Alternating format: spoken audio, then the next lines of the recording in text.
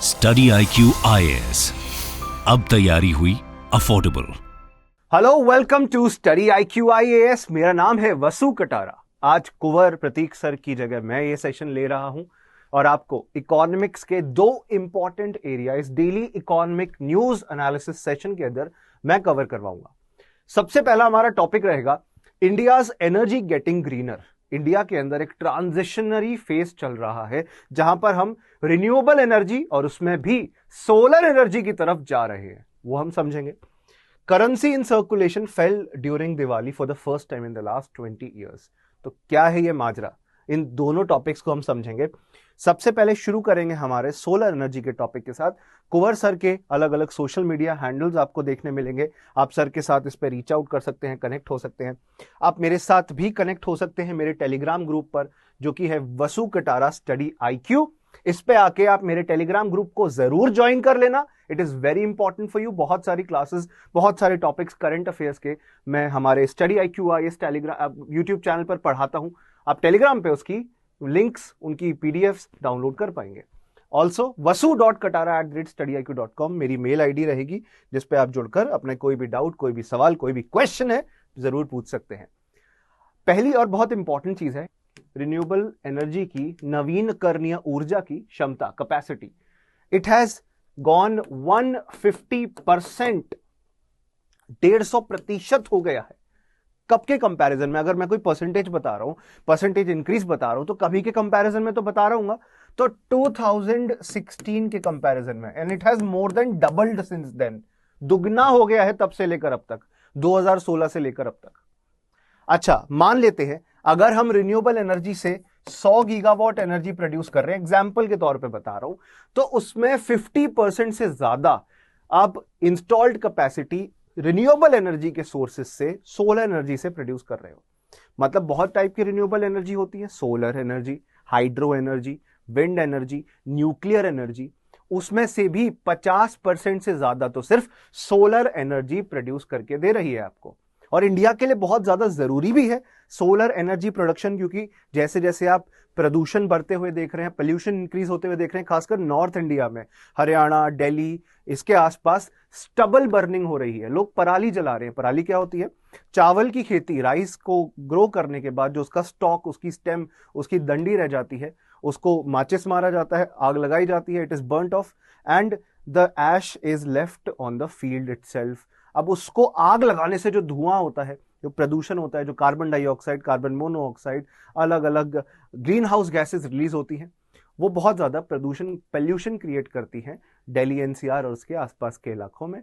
और इस टाइम पर खासकर दिल्ली जैसी एक बहुत बड़ी सिटी पोल्यूशन के चपेट में आ जाती है। तो इसलिए हमें रिन्यूएबल एनर्जी को ज्यादा से ज्यादा बढ़ाना है। इसलिए हमें कोशिश करनी है कि as it is pollution increase हो रहा है, कोल बेस्ड पावर प्लांट्स की जगह, कोयले से चलने वाले पावर प्लांट्स की जगह हम renewable energy projects, solar energy और अलग अलग प्रोजेक्ट्स को बढ़ावा दें। Obviously this is important for us. तो अब मैंने क्या बताया, पहली बार हो रहा है कि हमारी रिन्यूएबल एनर्जी कैपेसिटी इतनी इंक्रीज हो गई है। 150% का आपको इंक्रीज देखने मिलेगा 2016 के लेवल से। और आज के टाइम में half of the energy is solar energy, जो कि रिन्यूएबल एनर्जी से आप प्रोड्यूस कर रहे हो, उसमें से आधी सोलर एनर्जी है या उससे ज्यादा ही है। बल्कि एक बार डेटा देखते हैं, डेटा से समझते हैं कि क्या एग्जैक्ट सिनेरियो है। अभी इंडिया का रिन्यूएबल एनर्जी कैपेसिटी 114.44 गीगावाट के करीब हो गया है। इतना ज्यादा इंक्रीज होने के पीछे बहुत सारे फैक्टर्स रिस्पॉन्सिबल हैं। गवर्नमेंट बहुत सारे एफर्ट्स क्रिएट कर रही है, बहुत सारे प्रोविजंस लेकर आई है, रूल्स, रेगुलेशंस, स्कीम्स लेकर आई है, जिस वजह से, इन गवर्नमेंट इनिशिएटिव्स की वजह से इंडिया में रिन्यूएबल एनर्जी कैपेसिटी बढ़ी है। जैसे सबसे पहला हो गया PLI स्कीम। PLI का मतलब है प्रोडक्शन लिंक्ड इंसेंटिव स्कीम, कि हमारे देश में जितना ज्यादा प्रोडक्शन बढ़ेगा, सोलर पैनल्स का, सोलर पंप का, जो खेतों में पानी होता है ना, खेत में पानी डालना होता है, उसके लिए आपको मोटर चाहिए, जनरेटर चाहिए। आप सोलर एनर्जी से एनर्जी प्रोड्यूस करके उन मोटर्स को, उन जनरेटर्स को पावर अप करो, जिससे वो पानी को खेतों में रिलीज करने में हेल्प करेंगे। ये PM कुसुम योजना, कृषि ऊर्जा सुरक्षा एवं उत्थान अभियान, महाअभियान, इसके तहत चल रहा है। तो प्रोडक्शन लिंक्ड इंसेंटिव स्कीम, कुसुम योजना जैसी कुछ कुछ स्कीम्स चल रही हैं, जिससे हमारे देश में फार्मर्स को अलग अलग सेक्टर के अंदर लोगों को रिन्यूएबल एनर्जी प्रोड्यूस करने के लिए और रिन्यूएबल एनर्जी प्रोड्यूस करने वाले इक्विपमेंट को प्रोड्यूस करने के लिए हम ज्यादा से ज्यादा इंसेंटिवाइज कर रहे हैं, मदद कर रहे हैं। अब पीएलआई स्कीम है for the support of manufacturing sector. ये स्कीम इसलिए लाई गई थी ताकि सपोर्ट प्रोवाइड करें हमारे देश में इंटीग्रेटेड मैन्युफैक्चरिंग यूनिट्स को, उन फैक्ट्रीज को, उन इंडस्ट्रीज को जहां पर solar photovoltaic cells, PV cells, जो फोटोवोल्टेइक सेल्स होते हैं ना, जहां पे प्रोडक्शन होता है, जहां पे प्रोड्यूस होते हैं पीवी सेल्स, पीवी मॉड्यूल्स, उनको और बढ़ावा मिले और ज्यादा से ज्यादा फोटोवोल्टेइक सेल जो कि सिलिकॉन बेस्ड होते हैं, जो सोलर एनर्जी को कैप्चर करते हैं, और ज्यादा मात्रा में इनका प्रोडक्शन होना चाहिए। जितनी ज्यादा प्रोडक्शन होगी उतना ज्यादा उन फैक्ट्री ओनर्स को, उन इंडस्ट्री ओनर्स को इंसेंटिवाइज करेगी गवर्नमेंट। तो प्रोडक्शन के इंक्रीज पर इंसेंटिव प्रोवाइड कर रही है। ये है पीएलआई स्कीम का उद्देश्य। जितनी ज्यादा सेल होगी सोलर फोटोवोल्टेइक सेल्स और मॉड्यूल्स की, उससे उतना ज्यादा हमारे देश में इंस्टॉल्ड कैपेसिटी बढ़ेगी। तो अल्टीमेटली पीएलआई स्कीम के तहत सरकार चाह रही है कि हमारे देश के अंदर सोलर एनर्जी का प्रोडक्शन ज्यादा हो, रिन्यूएबल एनर्जी का प्रोडक्शन ज्यादा हो। और इस वजह से आप देख रहे हो 2016 में 45.92 थी और अब जाकर 2022 और फाइनेंशियल ईयर 2023 में 100 भी क्रॉस कर गई है, 114.44 गीगावाट पर ये पहुंच गई है। This is a good news for us. आगे चलते हैं, और भी चीजें इंपॉर्टेंट है वो समझते जाएंगे। एक और आपको एक चीज देखनी है, लास्ट ईयर COP26 हुई। अच्छा, आपको ये तो पता होगा एनवायरमेंट डैमेज हो रहा है, एनवायरमेंट को प्रोटेक्ट करना है। एनवायरमेंट को प्रोटेक्ट करने के लिए इंटरनेशनल लेवल पर, ग्लोबल लेवल पर कमिटेड एफर्ट्स चाहिए, अलग अलग देशों को साथ आना होगा। United nation framework convention on climate change नाम की यूनाइटेड नेशंस की एक ऑर्गेनाइजेशन है। हर साल ये मीटिंग करवाती है, उस मीटिंग को COP कहा जाता है, conference of party. Last year 26th meeting हुई थी, इस बार 27th मीटिंग होगी। वहां पर हमारे प्राइम मिनिस्टर और हमारे कई सारे लीडर्स गए, ग्लोबल लीडर्स गए, उन्होंने बात करी। इंडिया ने भी कुछ कमिटमेंट दिए। इंडिया ने कहा that we will ensure that we increase our renewable energy capacity to 500 gigawatt. अभी आपको मैंने बताया ना 114 गीगावाट के आसपास रिन्यूएबल एनर्जी कैपेसिटी हो गई है, इसको बढ़ाकर 500 गीगावाट करना है। और अगर हम 100 यूनिट बिजली हमारे देश में प्रोड्यूस करते हैं तो उसमें से कम 50% रिन्यूएबल एनर्जी से हो, नवीनकरणीय ऊर्जा, नॉन कन्वेंशनल सोर्सेस, जो कि पोल्यूशन क्रिएट नहीं करेंगे, जो कि एनवायरनमेंट के लिए भी अच्छे हैं और हमारे प्लैनेट को सस्टेनेबल डेवलपमेंट की तरफ ले जाने में हेल्प करेंगे, सहयोगी होंगे। ये बात आपको याद रखनी है। उसके अलावा अभी फिलहाल भारत की इंस्टॉल्ड कैपेसिटी रिन्यूएबल एनर्जी की कितनी है? 28.3%। मतलब out of the total energy production 28.3 is from renewable sector. मतलब 100 में से लगभग 28.3 रिन्यूएबल एनर्जी से हम प्रोड्यूस कर रहे हैं और इसको इंक्रीज करना है 50। तो अभी थोड़ा है, थोड़े की जरूरत है। We are on the right path but our speed should increase now. हमारे को और तेजी से इस 50% के टारगेट को जल्दी से जल्दी अचीव करने की कोशिश करनी है। और समझते हैं, हमने सोलर पैनल्स के एरिया में एक DCR नाम का एक रूल होता है। DCR की फुल फॉर्म है domestic content requirement. Domestic content requirement. अब आपको मैं पहले समझा दूं कि ये DCR है क्या। अब सोलर पैनल्स इंडिया में प्रोड्यूस हो तो करंट स्कीम्स के तहत ministry of new and renewable energy, एक पब्लिक सेक्टर अंडरटेकिंग है, उसने अपना फेज 2 शुरू किया है सोलर पैनल्स को प्रोडक्शन को इंक्रीज करवाने और लोगों के छतों पर लग सके। रूफटॉप सोलर प्रोग्राम के तहत आपके छत पर, लोगों के छतों पर रूफटॉप सोलर पैनल्स लगे। खेतों में PM कुसुम योजना, कुसुम के बारे में बताया था आपको, सोलर पंप लगे ताकि फार्मर जो है वो अपनी एनर्जी रिक्वायरमेंट एग्रीकल्चर के अंदर renewable energy of grid solar panel, solar plant से पूरी करे। अब आपको जो बात समझ आएगी, गवर्नमेंट इसके लिए सब्सिडी तक दे रही है कि आप अपने छत पे सोलर पैनल लगाओ। गवर्नमेंट आपको सब्सिडी देगी, सस्ते दाम पर पैनल अवेलेबल कराएगी, जिससे आप सोलर एनर्जी और ज्यादा प्रोड्यूस करेंगे। अब इसमें डोमेस्टिक कंटेंट रिक्वायरमेंट में आप इंडिया में बने हुए सोलर पैनल्स, इंडियन फैक्ट्रीज में बने हुए सोलर पैनल्स को परचेज करेंगे। उन पैनल्स को बनाने वाली इंडस्ट्रीज को सरकार सब्सिडी प्रोवाइड कर रही है। दूसरे तरफ कंज्यूमर जो अपने घर पे सोलर पैनल लगा रहा है, सरकार उसको सब्सिडी प्रोवाइड कर रही है। जो सोलर पैनल के अंदर लगने वाले इक्विपमेंट हैं, जो भी पुर्जे हैं, वो इंडिया से आप सोर्स कर रहे हो, इंडिया में फैक्ट्रीज में लोगों को काम मिल रहा है, एम्प्लॉयमेंट बढ़ रहा है, जॉब्स बढ़ रही हैं, फिर रिन्यूएबल एनर्जी प्रोडक्शन भी बढ़ रहा है, हमारी इंस्टॉल्ड कैपेसिटी भी बढ़ रही है, उससे देश तरक्की के रास्ते पर जाएगा। Don't you agree with me? You agree with me, right? बिल्कुल जाएगा सर। सो यही तो बात बता रहा हूं, गवर्नमेंट की इन सारी इनिशिएटिव्स की वजह से ही तो इंडिया के अंदर आप देख रहे हैं रिन्यूएबल एनर्जी कैपेसिटी ने पिछले कुछ सालों में इतना बूम किया है। बहुत सारे गवर्नमेंट इनिशिएटिव्स लेकर आई है। इसके अलावा गवर्नमेंट की एक स्कीम है MSIPS, MSIPS। अब समझो इसके बारे में, modified special incentive package scheme. ये ministry of electronics and information technology के तहत स्पेशल इंसेंटिव प्रोवाइड करने के लिए बनाई गई, ताकि मैन्युफैक्चरर्स को, इंडस्ट्रियल ओनर्स को और ज्यादा बेनिफिट मिल सके। जिसके तहत इस स्कीम में मेनली हम क्या चाहते हैं, हम सब्सिडी प्रोवाइड करते हैं। जो भी फैक्ट्री सेटअप करने में कैपिटल एक्सपेंडिचर जाता है फोटोवोल्टिक सेल्स की, मॉड्यूल्स की, उसमें गवर्नमेंट अपना सपोर्ट प्रोवाइड करती है। 20% for investment is provided in special economic zones and 25% money is provided in non special economic zones. इतना पैसा सरकार अपनी जेब से दे रही है स्पेशल इंसेंटिव के तौर पे, ताकि जो आपका कैपिटल एक्सपेंडिचर है, मतलब आप फैक्ट्री लगा रहे हो, प्लांट लगा रहे हो, उसमें सरकार आपको पैसे दे, गवर्नमेंट आपको पैसे दे, तो इससे इंसेंटिव मिलेगा इंडस्ट्रियल ओनर्स को। यस और no? That is what I am telling in this session कि ग्रीन इलेक्ट्रिसिटी जनरेशन इंडिया में इंक्रीज हुआ है, उसके पीछे ये सारी स्कीम्स, इन सब का सपोर्ट ही तो है।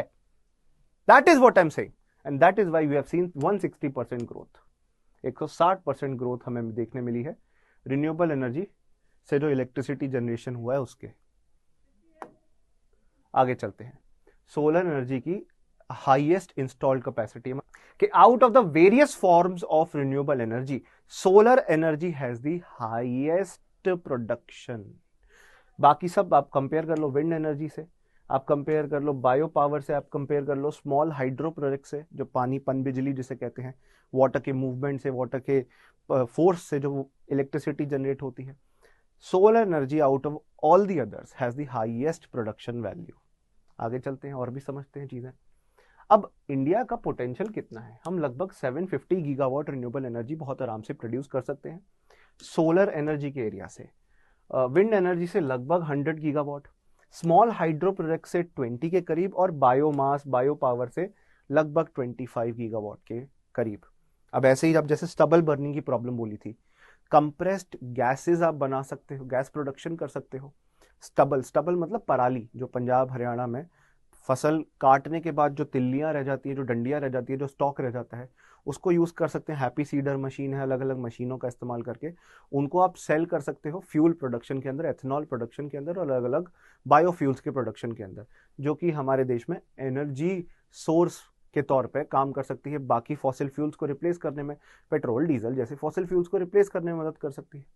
तो हमें इस पूरी कैपेसिटी का यूज करना है। We should ensure that public take maximum benefit out of it. But problems तो है ना दोस्तों, प्रॉब्लम्स अभी भी बनी हुई है। रॉ मटेरियल सप्लाई, ये एक बहुत बड़ी प्रॉब्लम है। अब देखो ना, सिलिकॉन वेफर जो बेसिकली सिलिकॉन बेस्ड पैनल्स में यूज होता है, it is the most expensive raw material. लोगों के घरों में सोलर पैनल लगते हैं तो उसमें सिलिकॉन और सिल्वर जैसी चीजों का यूज हो रहा है, चोरी तक हो जाते हैं। मेट्रो स्टेशन और अलग अलग पब्लिक बस प्लेटफॉर्म पर, बस स्टेशन पर, रेलवे स्टेशन पर सोलर पैनल तक चोरी हो जाते हैं। और दूसरी बड़ी दिक्कत है, ये सोलर वेफर्स जो हैं, ये silicon based wafer solar panel के अंदर, ये इंडिया में मैन्युफैक्चर नहीं हो रहे। We have to import them. Currently we are importing 100% of the solar wafers, और सोलर फोटोवोल्टिक सेल्स भी हमें बाहर से इंपोर्ट करने पड़ते हैं। और इसी वजह से अगर हम डोमेस्टिक प्रोडक्शन शुरू करेंगे तो हमें काफ़ी राहत मिलेगी। उसके अलावा जो रेयर अर्थ जो मटेरियल्स इस्तेमाल होते हैं, इंडिया शुड एंश्योर कि इसकी कंसिस्टेंट सप्लाई चलती रहे और इंडिया को चीपेस्ट पॉसिबल कॉस्ट पर ही अवेलेबल हो। तभी जाके इंडिया के अंदर इंडस्ट्रियल ओनर्स इनको इस्तेमाल करेंगे इंडस्ट्रीज के अंदर। अभी भी हम हेविली डिपेंडेंट हैं इंपोर्ट के ऊपर, इंपोर्ट करना पड़ता है, दूसरे देशों से खरीदना पड़ता है। We are dependent on other countries for the technology.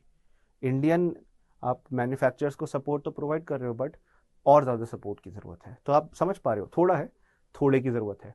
India ने बहुत अच्छे एफर्ट्स, बहुत बड़े बड़े एफर्ट्स किए, जैसे world's largest renewable energy park 30 gigawatt का, जिसमें सोलर एनर्जी, विंड एनर्जी, दोनों तरीके की एनर्जी हाइब्रिड फॉर्म में प्रोड्यूस करने की क्षमता है, वो गुजरात में ही तो बन रहा है। It is under installation in Gujarat. So we have done a lot, we are doing a lot, but और चीज़ों की और स्टेप्स की ज़रूरत है। गवर्नमेंट सपोर्ट कर रही है। अभी हम अगर आप कंपेयर करेंगे ग्लोबल पोटेंशियल का, चाइना का 2452 टेरावाट आवर्स का ग्लोबल पोटेंशियल है। नंबर 1 पे आप चाइना देख रहे हैं। दूसरा अगर आप एग्जाम्पल देखेंगे यूएस है, थर्ड पे ब्राजील है, फोर्थ पे कनाडा एंड फिफ्थ पे इंडिया है। 332 टेरावाट आवर पोटेंशियल हमारा है। तो इसको बढ़ाना है हमें। चाइना ना बहुत ज़्यादा यूटिलाइज कर रहा है रिन्यूएबल एनर्जी, खासकर सोलर एनर्जी को। तो इसी चीज़ से इंस्पायर होकर इंडिया के अंदर भी रिन्यूएबल एनर्जी प्रोडक्शन बढ़ना चाहिए। चलिए, पहली खबर हमारी पूरी होती है। आइए हम दूसरी खबर पे चलते हैं। तो हमारी सेकंड खबर इस प्रकार है, करेंसी इन सर्कुलेशन पहली बार। दिवाली वीक बहुत बिजी रहा, पर पहली बार 20 सालों के अंदर घटी है। करेंसी इन सर्कुलेशन का मतलब ये जो नोट है, जो सिक्के हैं, जो मार्केट में सर्कुलेट हो रहे हैं, उनकी क्वांटिटी कम हुई है। ऐसा एसबीआई की research, state bank of India की रिसर्च पेपर, रिसर्च रिपोर्ट में पता चला है। इको रैप से हमें पता चला है। अब समझते हैं क्या है। India's cash led economy has now change to a smartphone led payment economy. कि हमारे देश में हमेशा से कैश डिपेंडेंसी बहुत हाई रही है, पर अब उसमें बदलाव आता जा रहा है, अब चेंज आता जा रहा है। अब हम कैश को रिप्लेस करते हुए ज्यादा से ज्यादा हम स्मार्टफोन बेस्ड एप्स, फोन पे, Paytm, UPI technology, unified payment interface technology का यूज करते हैं। लोग कहते हैं ना यार, फोन दी मैं पेटीएम कर देता हूं, अपना क्यूआर कोड दे मैं पेमेंट कर देता हूं। आजकल कैश में कम इंटरेक्शन या ट्रांजैक्शंस होती हैं, तो इसीलिए स्मार्टफोन बेस्ड पेमेंट इंटरफेस पहले से बड़ा है। उसके भी कुछ रीजंस है। काफी सिंप्लीफाइड हो गया है पहले से। एक्सेसिबिलिटी हर इंसान तक पहुंच पा रही है क्योंकि इंटरनेट सस्ता हो गया है। स्मार्टफोन्स सस्ते से सस्ते दाम पर हमारे देश में लोगों के पास अवेलेबल है, राइट। 4, 5, 6,000 के भी स्मार्टफोन्स अवेलेबल हो जा रहे हैं। इंटरनेट पहले से सस्ता हो गया, तो कॉमन मैन, हर आम आदमी के पास आप देख पा रहे हैं स्मार्टफोन्स की अवेलेबिलिटी है, और उनके लिए पेमेंट कर पाना, पेमेंट ट्रांसफर कर पाना काफी आसान हो गया है। करेंसी इन सर्कुलेशन इसलिए डिक्लाइन हो रही है, मतलब नोटों का इस्तेमाल ना करके फोनों का इस्तेमाल चल रहा है। जेब से, वॉलेट से पैसा ना निकालने के बजाय लोग पैसा नहीं निकालते, उसके बजाय लोग क्यूआर कोड स्कैन कर रहे हैं, और इस वजह से ये चेंज आपको, ये शिफ्ट आपको देखने मिल रहा है। This is happening for the first time in the last 20 years। The Indian economy is undergoing a structural transformation. बदलाव आते जा रहे हैं हमारे देश में। In a remarkable development, for the first time 20 years में पहली बार currency in circulation has declined. This I have told you. ये सब टेक्नोलॉजी के चेंज होने की वजह से, पेमेंट नेटवर्क, पेमेंट सिस्टम में बदलाव की वजह से हो पाया है संभव। इसके अलावा अब एक एग्जांपल लेते हैं। 2016 के अंदर कितने लोग भारत के अंदर, इंडिया के अंदर डिजिटल पेमेंट करते रहे होंगे, या कितनी payment out of the total payments digital payments रही होती होंगी। The amount was 11.26%। Return here यहां लिखा है 11.26% के करीब ट्रांजैक्शन डिजिटल ट्रांजैक्शन होती थी। आज पता है कितना हो गया? ये बढ़कर 80.4% हो गया है। 80.4% इन 2022। It has increased drastically. Remarkable है ये डेवलपमेंट जी। इतना ज्यादा बढ़ोतरी आपको देखने मिल रही है, इतनी ज्यादा बढ़ोतरी देखने मिल रही है। और दिवाली वीक जो सिग्निफाई करता है इंडिया में मैक्सिमम शॉपिंग पोटेंशियल को, सबसे ज्यादा लोग खरीदारी, कपड़ों की खरीदारी, खिलौनों की खरीदारी इस टाइम पर ही करते हैं। सोना खरीदते हैं, धनतेरस होता है, अलग अलग त्योहार होते हैं, गिफ्ट दिए जाते हैं। तो एक बड़ा फेस्टिवल है दिवाली। उस टाइम पर out of the total payments, digital payments की क्वांटिटी सबसे ज्यादा थी, यूपीआई, स्मार्टफोन्स के एक्सेस होने की वजह से। तो हम डिजिटलाइज हो रहे हैं, इकोनॉमी डिजिटलाइज हो रही है, इकोनॉमी फॉर्मलाइज हो रही है। अब पहले तो सब कैश में चलता था, ब्लैक मनी का इस्तेमाल बहुत ज्यादा किया जाता था, पर अब फॉर्मलाइज होता जा रहा है ये सेक्टर। मतलब अब डिजिटल पेमेंट्स होती हैं, अब अकाउंट टू अकाउंट ट्रांसफर होते हैं जिनका रिकॉर्ड मेंटेन किया जा सकता है। अब बैंक अकाउंट में तो आधार कार्ड, पैन कार्ड लिंक्ड होता है ना आपका, तो इसलिए इसका ट्रैक भी गवर्नमेंट रख सकती है। तो ये अच्छा स्टेप है, ये अच्छा कदम है। इसके अलावा the interoperable payment system such as UPI. Interoperable मतलब आप यूपीआई का इस्तेमाल करते हो टेक्नोलॉजी का, फोन पे, पेटीएम, गूगल पे, इन सब के साथ, इन सब एप्स में पहले क्या होता था, वॉलेट्स होते थे कि पेटीएम वॉलेट में पैसा पड़ा है तो पेटीएम वॉलेट में ही ट्रांसफर कर सकते हो। अब अकाउंट टू अकाउंट ट्रांजैक्शन हो सकती है कि मैं अपने गूगल पे से, तुम्हारे पास अगर फोन पे है कोई दिक्कत नहीं, क्यूआर कोड स्कैन करूंगा, मेरे बैंक अकाउंट से पैसा तुम्हारे बैंक अकाउंट में चला जाएगा। तो इंटरऑपरेबिलिटी आ गई है because of UPI technology. Mobile wallets भी है, प्रीपेड इंस्ट्रूमेंट्स भी है। प्रीपेड इंस्ट्रूमेंट मतलब पहले आपने फॉर एग्जांपल अमेजॉन पे गिफ्ट कार्ड देखा है कभी, सुना तो होगा, नहीं भी सुना तो क्या होता है, 2000 रुपए का मैंने अमेजॉन पे गिफ्ट कार्ड ले लिया, खरीद लिया, अब वो मैं किसी को भी दे दूं, वो इंसान 2000 रुपए का बेनिफिट अमेजॉन से ले सकता है, कुछ खरीदारी कर सकता है, जो भी है। तो अब ये सब अवेलेबल है और इजीली अवेलेबल है, इजीली एक्सेसिबल है, और इसलिए इनकी सिंप्लिसिटी और एक्सेसिबिलिटी होने की वजह से लोग इन्हें यूज कर रहे हैं, मनी ट्रांसफर के केस में इस्तेमाल कर रहे हैं। So this is a wonderful initiative. अच्छा, आप कुंवर सर से भी जुड़ सकते हैं उनके सोशल मीडिया ग्रुप्स पर, आप मेरे साथ भी कनेक्ट हो सकते हैं मेरे सोशल मीडिया ग्रुप पर, मेरे टेलीग्राम ग्रुप पर वसु कटारा स्टडी IQ। जरूर आपको इस पर जुड़ना है, क्लासेस के लिंक और इंपॉर्टेंट इन्फॉर्मेशन मैं आपको प्रोवाइड करता हूँ यूपीएससी प्रिपरेशन से जुड़ी हुई। आप अगर हमारे बैचेस में जुड़ते हैं, so I will be teaching governance के साथ साथ एथिक्स का पोर्शन और इंटरनल सिक्योरिटी मेंस के इंपॉर्टेंट सब्जेक्ट में आपको पढ़ाऊंगा, और दोपहर 1 बजे मैं डेली आपको आंसर राइटिंग प्रैक्टिस कराता हूं।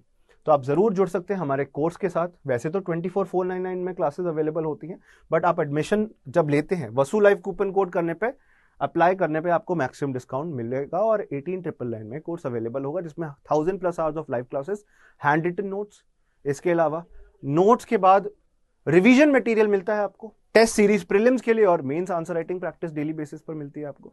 तो इसका आपका बेनिफिट लीजिएगा, जरूर जुड़िएगा हमारे कोर्स में। बैच 8 जो 2024 के लिए भी रेलेवेंट है, अच्छे से प्रिपरेशन कराएगा अगले 1 साल तक। तो इसमें जुड़कर आप अपने प्रॉपर प्रिपरेशन को बढ़ावा दे सकते हैं।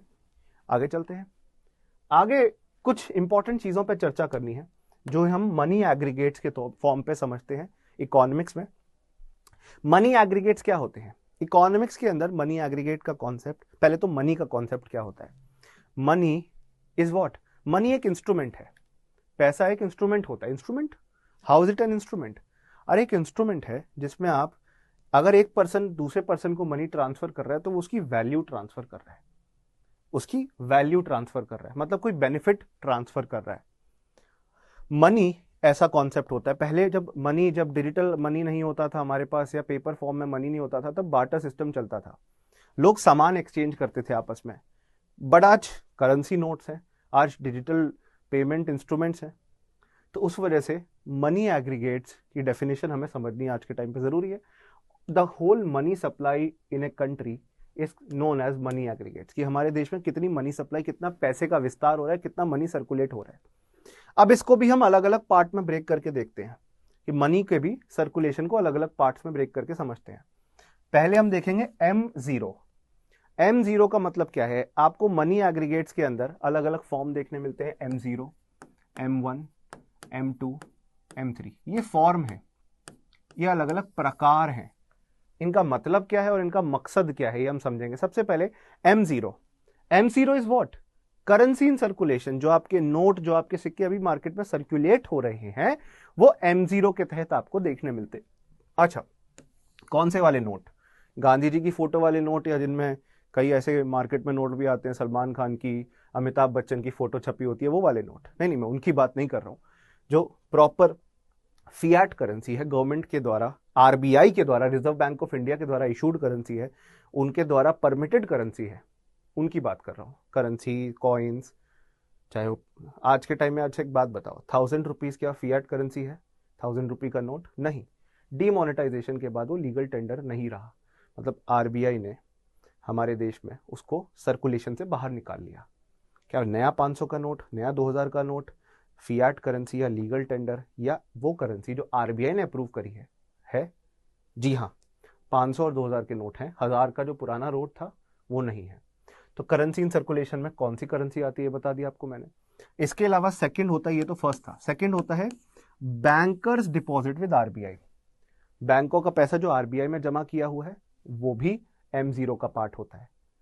थर्ड है आपका अदर डिपॉजिट्स, जो भी इसके अलावा डिपॉजिट्स होते हैं बैंकों के पास, आरबीआई के पास, वो यहां पे आता है। इसके अलावा M1। अब M0 कॉन्सेप्ट हमने समझ लिया कि मार्केट में जो पैसा सर्कुलेट हो रहा है वो M0 कहा जाता है। M1 को हम नैरो मनी कहते हैं। नैरो मनी का मतलब क्या है? कोई चीज नैरो है और कोई चीज ब्रॉड है। इसका फर्क क्या है कि नैरो है तो बहुत कम इस्तेमाल हो रही है, ब्रॉड है तो बहुत ज्यादा इस्तेमाल हो रही है। नैरो है तो उसमें बहुत कम चीजें हैं, ब्रॉड है तो उसमें बहुत ज्यादा चीजें हैं। अब यहां पर नैरो मनी है, नैरो मनी बहुत लिमिटेड फॉर्म ऑफ मनी को कहते हैं, पर ये सारा पैसा 100% लिक्विड होता है। 100% लिक्विड मतलब तुरंत इस्तेमाल कर सकते हो इसे। मैं अगर आपको आज 500 का नोट दूंगा, आप उसे रेडिली यूज कर लोगे, उसके बदले में आप मुझे कोई सामान बेच सकते हो। पर मैं आज अगर आपको एक सोना, एक गोल्ड का कॉइन दूंगा, तो पहले उसे जाके बेचना पड़ेगा, सेल करना पड़ेगा, उसके बाद कैश मिलेगा, फिर ही तो पेमेंट कर पाऊंगा मैं। तो बेसिकली लिक्विडिटी का मतलब है कितना रेडिली यूज कर सकते हो मनी को। तो M1 के अंदर जो आप और मेरे पास करेंसी है वो तो आती है, ये बात याद रखिएगा। M2 के अंदर हमारे बैंक अकाउंट्स में जो करंट अकाउंट बिजनेसमैन के पास होते हैं, सीए जो लिखा है करंट अकाउंट है। बिजनेसमैन के पास जो करंट अकाउंट जिनको चालू खाता कहते हैं, जिसमें पैसा डाला जाता है और बार बार निकाला जाता है, डेली ट्रांजैक्शंस होती है और बहुत हाई वॉल्यूम में ट्रांजैक्शन आपको देखने मिलती है, बहुत हाई वॉल्यूम में ट्रांजैक्शन देखने मिलती है। दूसरा है सेविंग्स अकाउंट। सेविंग्स अकाउंट में नॉर्मल सेविंग्स अकाउंट जो हमारे पास होते हैं, जिनमें हम पैसा जमा कराते हैं, सैलरीज जमा कराते हैं अपनी, हमारे पास जो भी एक्सेस मनी है जमा कराते हैं, that will be part of saving account. तो ये बैंक डिपॉजिट्स, ये सब कहां पे आता है? ये आता है M1 में अलॉन्ग विद करेंसी। मतलब सी करेंसी तो आ ही रहा है, बैंक के पास जो डिमांड डिपॉजिट है। अब आप पूछोगे ये डिमांड डिपॉजिट किस चिड़िया का नाम है? अच्छा, ATM कार्ड है आपके पास, फोन में पेटीएम है आपके पास? नहीं, मैं पैसा नहीं मांग रहा हूं आपसे, मैं सिर्फ पूछ रहा हूं, है ना? तो डिमांड डिपॉजिट का मतलब ये है जो पैसा आप ऑन डिमांड ले सकते हो। ATM मशीन में जाके कार्ड डाला, पासवर्ड डाला, पैसा निकल आया आपके सेविंग्स अकाउंट से, करंट अकाउंट या सेविंग्स अकाउंट से। फोन में किसी को ट्रांसफर करना है, QR कोड स्कैन किया, तुरंत ट्रांसफर हो गया, इमीडिएट यूज कर सकते हो। उन्हें डिमांड डिपॉजिट कहते हैं। ऐसे डिमांड डिपॉजिट जो बैंक्स में है वो M1 का पार्ट है अलॉन्ग विद करेंसी। और इसके अलावा RBI के पास जो other deposit, other form of deposit है, वो भी यहां पे आता है। अदर डिपॉजिट और other form of deposit held by RBI, reserve bank of India, वो भी यहां पर आता है M1 में, और इसको नैरो मनी कहा जाता है। अब हम M2 देखने जा रहे हैं। M2 में M1 जो अभी हमने पढ़ा था वो तो शामिल होता ही होता है। उसके अलावा सेविंग्स डिपॉजिट या जो सेविंग्स अकाउंट में पैसा पड़ा है पोस्ट ऑफिस के साथ, भारत में इंडियन पोस्ट ऑफिस होता है ना, उसमें पैसा जो पड़ा रहता है, आप और मेरे जैसे लोग जो डिपॉजिट करते हैं सेविंग्स अकाउंट में, वो भी आता है। सो M1 इसमें जुड़ा हुआ था, इसमें ऐड हो गया सेविंग्स अकाउंट डिपॉजिट जो आपका पोस्ट ऑफिस के अंदर है, उसकी वैल्यू। हालांकि ज्यादा क्वांटिटी में नहीं होता, तो M1 और M2 में इस वजह से ज्यादा डिफरेंस नहीं होता, क्योंकि इसकी क्वांटिटी बहुत कम रहती है। अब हम देखेंगे M3। M3 को समझने से पहले आपको मैं एक कॉन्सेप्ट समझाना चाहता हूं एसेट और लायबिलिटी का, जो कि बैंकों के लिए होता है। बैंकों के लिए एसेट का मतलब है जो हम लोन बैंकों से लेते हैं, उसके बदले हम इंटरेस्ट देंगे ना बैंक को, तो उसके लिए तो वो फायदा है। इसलिए हम जो लोन ले रहे हैं बैंकों के लिए एसेट्स होते हैं, और हम जो पैसा डिपॉजिट कर रहे हैं बैंकों के लिए वो लायबिलिटी होती है, क्योंकि हम कभी भी पैसा वापस मांग सकते हैं बैंक से, और बैंक हमें इंटरेस्ट भी देगा। तो इसलिए डिपॉजिट्स लायबिलिटी होती है। तो कई कई बुक्स में आपको टाइम डिपॉजिट की जगह अगर टाइम लायबिलिटी देखने मिलेगा तो कंफ्यूज मत हो जाना, ये मत सोचना वसु सर ने गलत पढ़ा दिया। डिपॉजिट्स को टाइम लायबिलिटी भी बोल सकते हो, याद रखना। अब M2 हो गया था, M3 को पे हम चल रहे हैं, M3 को समझ रहे हैं। M3 में ब्रॉड मनी का कॉन्सेप्ट हम देखते हैं। ब्रॉड मनी बेसिकली M3 के अंतर्गत आपको समझ आती है कि M1 तो इसमें होगा ही होगा, M3 ये थर्ड फॉर्म है, M1 तो इसमें होगा ही होगा। इसमें हमने टाइम डिपॉजिट भी ऐड कर दिया है, और ये कौन सा टाइम डिपॉजिट है? Which type of time deposit is this? ये आपका टाइम डिपॉजिट जो बैंक्स के पास FD और OD के फॉर्म में है, FD और RD के फॉर्म में, माफ कीजिएगा, फिक्स डिपॉजिट और रिकरिंग डिपॉजिट के फॉर्म में। अब फिक्स डिपॉजिट रिकरिंग डिपॉजिट में फर्क क्या है? फिक्स डिपॉजिट मतलब मान लो एक मुश्त पैसा पड़ा है, 10 लाख रुपए पड़े, आपने उठा के बैंक में डाल दिया, उसका इंटरेस्ट आपको मिलता रहेगा। नॉर्मली सीनियर सिटीजन ऐसा करते हैं। RD रिकरिंग डिपॉजिट मतलब हर महीने कुछ कुछ पैसा, जैसे SIPs होती है, SIP की फुल फॉर्म क्या है कमेंट बॉक्स में बताना। तो उसी तरीके से रिकरिंग डिपॉजिट में हर महीने कुछ कुछ पैसा जोड़ रहे हो, मान लो 10 साल के लिए जोड़ रहे हो, 10 साल बाद वो जो आपने मंथली पैसा इन्वेस्ट किया था प्लस इंटरेस्ट आपको मिल जाएगा। तो आमतौर पर सैलरीड पर्सन रिकरिंग डिपॉजिट कराते हैं। आपकी भी जब सरकारी नौकरी लग जाएगी, खुलवा लेना अपने परिवार के लिए, भविष्य में फ्यूचर में और पैसा मिलेगा with interest. So time deposits भी इसमें जुड़े होते हैं। तो M3 equals to M1 plus time deposits. इसमें बहुत टाइप के डिपॉजिट्स जुड़ गए, फिक्स डिपॉजिट, रिकरिंग डिपॉजिट, इसलिए इसको ब्रॉड मनी कहा जाता है। ये बात याद रखना। पहले आपको नैरो मनी देखने मिला, अब आपको ब्रॉड मनी देखने मिलेगा, क्योंकि लिक्विड डिपॉजिट के साथ साथ, लिक्विड मतलब जिसको तुरंत इस्तेमाल कर सकते हो, कैश को तो तुरंत इस्तेमाल कर सकते हो, पर एफडी तो लंबे समय के लिए, 5 साल 10 साल के लिए करवाई है, 20 साल, जो भी है, जितने भी टाइम पीरियड के लिए करवाई गई है, it is long term in nature. तो इसलिए इसको ब्रॉड मनी कहा जाता है, जिसमें short term plus long term दोनों टाइप के डिपॉजिट शामिल है। ये बात क्लियर हो गई। सो टाइम डिपॉजिट की जगह का टाइम लायबिलिटी भी अलग अलग बुक्स में देखने मिलता है, तो कंफ्यूज मत हो जाना। This is the most common major, सबसे कॉमन चीज ये यूज होती है मनी सप्लाई को देखने के लिए, M3। ऑलराइट, अब हम M4 भी देखते हैं और लास्ट है हमारा, इसके बाद क्लास खत्म हो जाएगी। M4 के अंदर M3 शामिल है, और M3 में M1 तो पहले से ही शामिल था, याद है ना, अभी पढ़ा था। उसके अलावा जो भी टोटल डिपॉजिट पोस्ट ऑफिस के अंदर है, अब तो बहुत कम पैसा पोस्ट ऑफिस के पास है पहले के मुकाबले, banks, private banks, foreign banks बहुत सारे आ गए हमारे देश में, और एक टाइम पर पोस्ट ऑफिस में ही मोस्टली लोग अपना पैसा डिपॉजिट करते थे। सो M3 प्लस टोटल डिपॉजिट, तो ये और भी ब्रॉड होगा, बट इसमें पोस्ट ऑफिस के अंदर जो डिपॉजिट्स हैं वो शामिल होते हैं, ये तो और भी ब्रॉड होगा। This is M4, but honestly speaking total deposits post office के साथ इट इज नेग्लिजिबल, तो ज्यादा M3 और M4 के बीच में फर्क होता नहीं है, टू बी ऑनेस्ट।